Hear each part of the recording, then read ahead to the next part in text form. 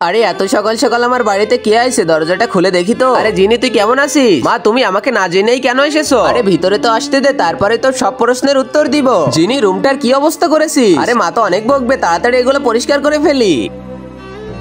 জিনি, আমি তোমাকে কতবার বলেছি তুমি কখন ভালো হবে? তুমি জানো না ঘরে ভাবে নোংরা করলে কতটা খারাপ দেখা যায়? মা দেখো তো, আর নোংরা তো নাই। জিনি, এসব কথা বাদ দাও, আজকে আমরা বাইরে খেতে যাব। আরে পার্কিং সাইটে এভাবে কে গাড়ি রাখছে? আরে কে ওখানে? গাড়িটা তাড়াতাড়ি সরাও। মা, এভাবে ব্যবহার করতে নেই। মা, তুমি চুপ করো, এভাবে না বললে ওরা সরবে না। এই কি হলো, তুই গাড়িটা সরাবি নাকি আমি নিচে নেমে আসবো? তারপরে কিন্তু তোর খবর আছে। এই মেয়েটা আর শুধরাবে না। মা, তুমি এটা দেখে বলে এর ভিতরে তুমি কোনটা খাবা? আরে জিনি, এর ভিতরে সব অনেক দাম, চলো আমরা অন্য রেস্টুরেন্টে যাই। মা, আমার কাছে তো, আমি অর্ডার করতেছি। এই ওয়েটার, আমাদের জন্য 2টা ব্ল্যাক কফি নিয়ে এসো। আরে জিনি, এই কফি তো দেখতেছো অনেক দাম, এর ভিতর কি এমন আছে যে এত দাম? মা, তুমি খেয়েই দেখো, তাহলে বুঝতে পারবে কেন এত দাম। আরে জিনি, এটা আবার কেমন কফি? এর থেকে ভালো কফি তো আমি নিজে বাড়িতেই বানাইতে পারবো। তোমার শুধু টাকা নষ্ট করার ধান্দা। আর আগে মহান আল্লাহকে তুমি ভালোবাসলে লাইক এন্ড সাবস্ক্রাইব করে দাও। আর পার্ট 2 দেখতে চাইলে অবশ্যই কমেন্টে পার্ট 2 লিখো।